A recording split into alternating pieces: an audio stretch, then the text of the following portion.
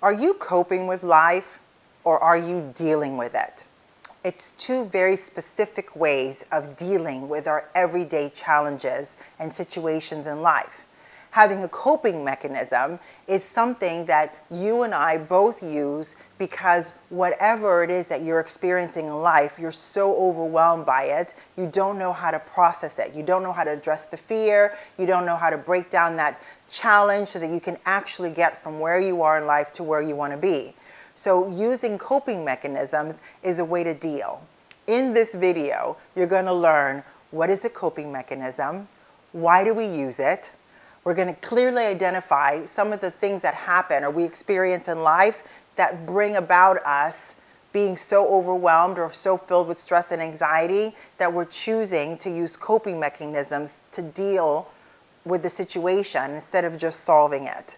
And in this video, you're also going to learn 16 ways in which you can actually apply one or two of these three things when you're feeling completely overwhelmed with life, when you don't know how to break down the fear in front of you and address the challenge. So instead, you're choosing to use a coping mechanism to deal with that stress and anxiety.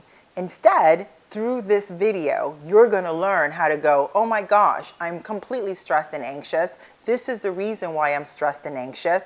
These are the coping mechanisms that I see. Oh my God, I'm choosing to do a coping mechanism instead of dealing with it. And now I have a couple of tools and techniques to be able to deal with the situation. So here we go. A coping mechanism is when you're feeling numb. It happens as a result of experiencing some type of physical or emotional pain. It's an attempt to protect yourself from not dealing or hurting in that situation anymore. So you disconnect or you detach from your feelings that are related to that situation. So what happens is that within yourself, it's a temporary relief that allows you to move on with the situation. So what causes emotional numbness? Emotional numbness is commonly an unconscious way to protect yourself in response to the feelings of that arise from having difficult emotions. And because you don't know how to deal with that anxiety or the stress or even the trauma of the challenge that's in front of you, experts regard that feeling numbness as a disassociation. And that is that temporary relief that is going like, oh my God, that's so much, I can't deal with it right now. So I'm going to use this coping mechanism to numb me out of whatever it is that you're experiencing. So here are a couple of ways in which you and I use coping mechanisms to deal with whatever the situation is that you currently face yourself. This is like it's either because you're feeling physical or emotional pain. I'm just going to go through them and then afterwards we'll talk about it a little bit in depth. You're experiencing PTSD, or it might be that you're under this unbelievable experiencing grief, this unsurmountable amount of sadness. It's overwhelming stress. It can come from depression or feeling physical, emotional, or mental stress. And it can come from either drug addiction or from medications. So every one of us, when we're dealing with a challenge or a fear in front of us and we don't know what to do with it, there's either a physical or emotional pain. So an example of an emotional pain could be you broke up with your boyfriend or girlfriend. It could be that you really wanted this job, this position in the company, and you didn't get it. It could be a physical pain, could be like you literally broke your arm. A physical pain could also be that it could be that you were doing an extra long run and the soreness in your body is like next level. So you were like doing your best by taking some kind of medication, or you are jumping into a cold bath, which also gets you away from the pain, but it also releases endorphins and it makes you feel better, right? The other thing that can happen is post-traumatic stress disorder. post-traumatic stress disorder is not only from coming back from combat. Shout out to all of our Army, Navy, Air Force, and Marines that are out here taking care of us in every single way so that we continue with our freedom and living our life the way that we do, right? So part of that, we can associate PTSD with that. But PTSD can also come from experiencing a physical and emotional pain, which could be being violated sexually. It could be from being in an abusive relationship. It could come from being with, in a toxic situation at work. And every time you're thinking about going to work, it like triggers this kind of thing. And that's PTSD. Grief, like I said, grief can come from being losing a loved one. Grief can come from also you just put your heart and soul into creating this, updating your CV and applying for these positions, and you really wanted one of them and you didn't get it. Of course you're going to experience grief, right? This unrelenting sadness from not getting what you wanted. It happens. It's natural. It's okay. With that, it's important to recognize there's a time frame for that, and you just do your best to solve the situation, unless of course it's someone who passed away, because that can go, I remember when my late husband passed away from cancer in 2008, some people were like telling me, okay, it's been 6 months, it's time to move on. And then as I recognized, and I went to therapy, I recognized that their uncomfortableness through my still being so incredibly sad from losing my husband to cancer at the age of 38, and the overwhelming responsibility, financial responsibility and emotional responsibility for raising my son and for taking care of myself, and of course the observation of 38 and being a widow. Come on, I mean, that's a moment. So that was also a really good thing to understand, that overwhelming sense of grief, it's okay to process and go through it by using the 5 stages of grief. We can talk about that in some other video. Okay, it's also the understanding of overwhelming stress. It could be like my stepdaughter goes to UCL in London and she's doing her master's in finance. And when she has those finals coming in and she's studying for 5 weeks before, oh my God, that can be classified as overwhelming stress.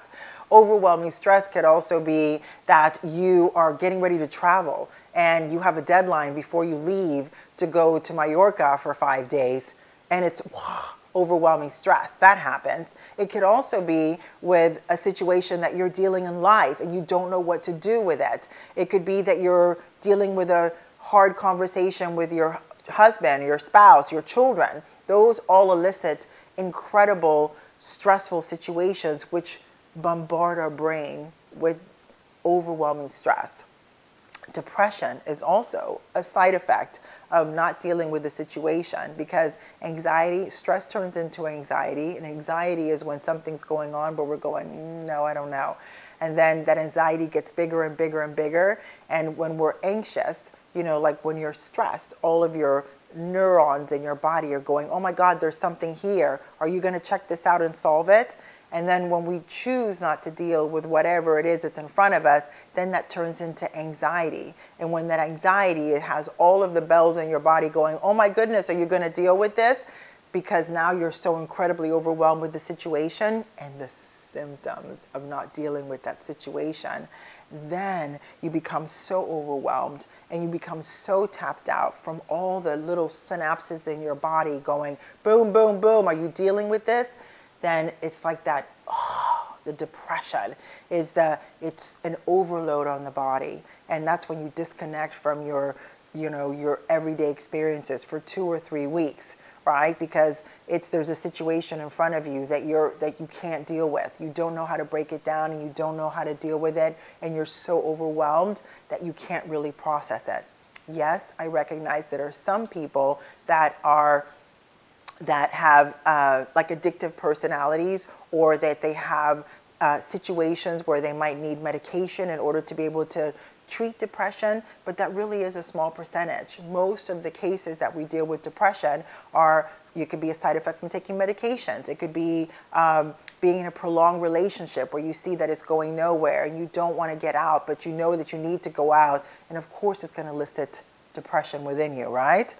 And then if you're experiencing any type of physical, mental, or emotional pain for a long period of time, and I've given a couple examples of that. Drug addiction, we just talked about that. If you are addicted to drugs, which is definitely something that's increasing globally, and that can also be from numbing the situation, the life situation that you're in, and choosing to not deal with the challenges and events that are coming before you. It can elicit that it's such an extreme that you end up using drugs as a coping mechanism to not deal with that. And we're going to discuss coping mechanisms in another minute.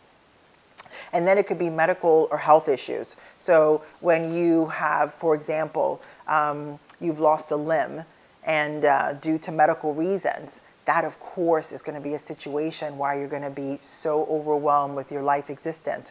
Or it could be you just got a divorce. I mean, right? That is definitely, sometimes it can affect your health. And sometimes you need a little medication to be able to deal and cope with life. And that is, again, a coping mechanism. So anything that you are experiencing that's a situation or a challenge or an event that it's overwhelming, and your stress and your anxiety arises and you don't know how to deal with it, using a coping mechanism like eating excessively, comfort eating, right? Which that is so my modus operandus when I become incredibly overwhelmed or incredibly anxious with a challenge or a situation in my life that I'm choosing not to deal with, or it's so much that I can't even break it down and I just need to disassociate from it, or just take a step away to be able to process it. And then the coping mechanism just goes like this. I see, yeah, it's a tough situation. It's a little overwhelming. So comfort eating is one of the 6. A second one is using drugs or alcohol excessively. It's binge watching. Anything that you're binging to an excess is a coping mechanism. If you're shopping excessively because you're running away from whatever the feeling that you're doing, so you get a quick dopamine by going, ooh, look at this shirt, I'm going to buy this. When you have 15 other just like them at home, that's a coping mechanism. Drinking alcohol, using drugs excessively, eating, or exercising. Have now been studies that if you're exercising in excess, or playing video games or watching Netflix, anything binge worthy to the excess of not going, oh, I need a weekend to just, binge watch, I don't know, Luther, right? Just going to watch all however many seasons of that. That's good. But if you're doing it while you're eating ice cream and you're so sad and upset about what's going on in your life and you just don't know how to deal with it, now you recognize, hey, that's a coping mechanism. And you can understand that, oh, it's a coping mechanism. It's a sign to let you know I'm using a coping mechanism to disassociate myself from a challenge or a situation that I'm dealing with. So this is a sign to let me go, all right, I can lean into the coping mechanism for a little bit, but then it's important for me to be looking at whatever that challenge or situation or event that you experience that has you here, using the coping mechanism, telling yourself that everything's going to be okay. But remember to keep an eye on, hey, I'm going to come solve this because I don't want to be living in this funk for a long period of time. Okay, so when you understand that coping mechanisms push you away, or it's a way to disassociate yourself from the situation, which can arise from depression. It can come from PTSD. It can come from being in a mentally or physically draining life event. It can come from not getting what you wanted, right? When you applied for a job or you wanted that position and you didn't get it. An excessive amount of grief. All of those are common ways in which we use coping mechanisms to not deal. So when you're able to experience life in a full way, and when you're unable, when you're unable to participate in life to the fullest of your abilities, it's like you're failing to access your feelings, or you're feeling distant and detached from others. These are also great ways for you to recognize, I'm not feeling like myself. I don't want to hang out with my friends. I'm feeling flat, or both physically and mentally. You're just like, not feeling the vibe of life anymore. It could be that you're having a difficult time experiencing any kind of positive feelings, such as happiness or joy. It could also be that you're losing interest in those activities that you love. For example, myself, as I said, as of the filming of this video, 2 weeks ago, my son had a cyst removed from his brain, which it's super stressful. I mean, for him, incredibly stressful. For me, as a mother, and my son is severely autistic, so it adds a whole other level of stress to the situation. And I typically go to Pilates 2 to 3 days a week, and I walk 10 to 12,000 steps every single day. I can tell you, 2 weeks, I haven't done any of them. And I'm okay with it, because I recognize exactly why I am doing it, because I have been so overwhelmed with having my son, actually my autistic son, getting scheduled for this procedure, going into the hospital the day before. And if any of you have special needs children, you completely understand where I'm going. Regardless of having an exceptional team that takes care of him, it's still an overwhelming and incredibly stressful situation to be under as his parent. He has his own stress to go out for, and his staff is completely in tune with what to look for. But for me, I have chosen to I'm not disassociating from the situation, but I'm cleverly aware of I'm just going to nurture and deal with the coming down from this and releasing all of that stress and anxiety that came from facing that situation head on. And on Monday, I'll start again with walking my 12,000 steps and doing my Pilates and my Pilates 2 to 3 times a week, because I gave myself that space to be able to deal with that situation, to be able to break down the fear that I had around my son going and having, a huge neurological procedure and having a cyst removed from his brain. And the outcome that came from it was exceptional, but I was like this for several days, and it's just now that I'm starting to feel like myself in my body and starting to feel that calmness and that balance. All right? And this is exactly what I hope for you, that you recognize that even if you're experiencing a difficult situation, even if you are experiencing a challenge or event that you're completely overwhelmed with, it's okay to recognize that, okay, I'm overwhelmed. And as I'm processing, breaking down my fear and being able to look at that challenge or situation and solve it, sometimes we just need to disassociate, or sometimes we just need to put it on like the back burner and just step away from it a little bit and give ourselves a little bit of that to be able to deal. So that's okay. But remember, you have now learned the steps and you're clearly aware. So as you're asking yourself, did I ask myself, what is the feeling of coping mechanism? It's such a great question. So a coping mechanism, as we just talked about, it's a way of manifesting avoidance. Let's just be honest. That's what we're doing. We're just stepping away from that situation for a little bit.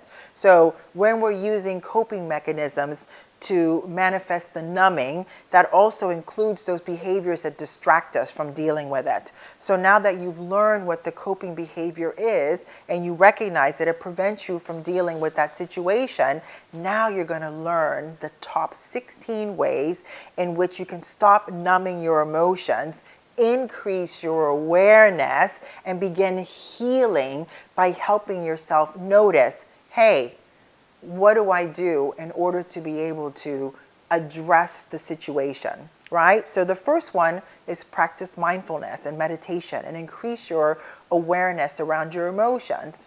The second one is identifying those triggers, right? So when you identify your triggers and you recognize that when I do this, I'm avoiding it, and I'm avoiding it because I'm overwhelmed with that situation, it helps you go, oh, I was getting ready to use a coping mechanism, but now I recognize, I am giving myself a little bit of space to break that down. Then you can also engage in physical activity in order to change your mindset. And it helps you to release that pent-up tension and stress. That's why walking every day for 30 or 45 minutes helps you release the pent-up stress of the everyday situations and challenges that arise. Okay? You can write in your journals and really express your emotions about what you're going through. You can seek therapist or a counselor to help you recognize, hey, here's a problem here that I don't know how to work my way through, and what I need is just to develop the skills in order to be able to process or break down my fears so that I can address the challenge. And that's something that each and every one of us can so lean into and become better at. Allow yourself that practice of self-compassion or self-care. The example that I gave is recognizing that my son had this really difficult surgery, and that for the 2 weeks I gave myself self-care by not going and walking, even though it's the best thing for me, or by taking the Pilates and just giving myself the time to just come down through it naturally. Okay, so you allow yourself those, feel your emotions and what you're going through without judging yourself and saying, oh my God, get over it already, move on. That is passing a judgment. Or I really should be in a different place right now. That's all judgment. You know where you are, you're awake to the situation, you're recognizing exactly what you're doing and why you're doing it. So no judgment, and just be easy with yourself. The next one is cultivating those positive relationships with supportive people that can go, hey, baby girl, I see you're having a tough time. You know, if you want to sit down, you want to talk about it, I'm here for you. If you just want to go for a walk in the forest and clear your mind, I'm here for you. Whatever you need to, you know, help you be your best and do your best, I'm so here for you. And also just having that good girl connection, or the boy groups that you have a beer and you talk about what's going on. It's such a positive and reinforcement way of cultivating good and solid relationships.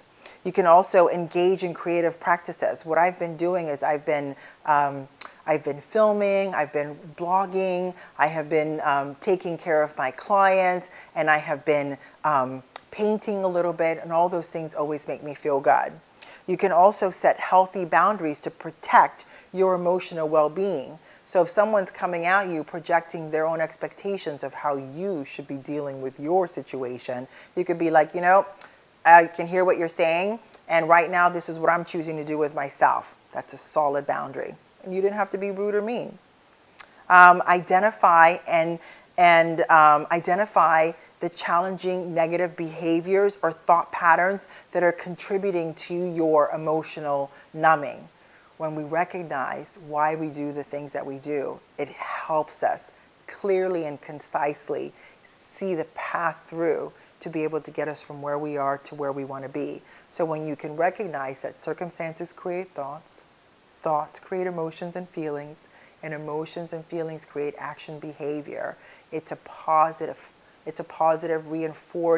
reinforcing behavior that helps you recognize, hey, I am not my thoughts and I am not my emotions, and just because I'm feeling them, I'm not going to let them control me, because if you allow your emotions and your thoughts to control your actions, oof, that is not a good spot to be in. So it's good to learn, develop new skills to be able to help you move through that.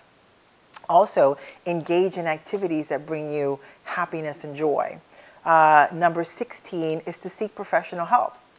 If you're in a situation where you don't know how to get out of it, and that you're just bombarded by the overwhelming responsibilities of life, and you don't know what to do, or how to cope or how to deal with it, it's okay.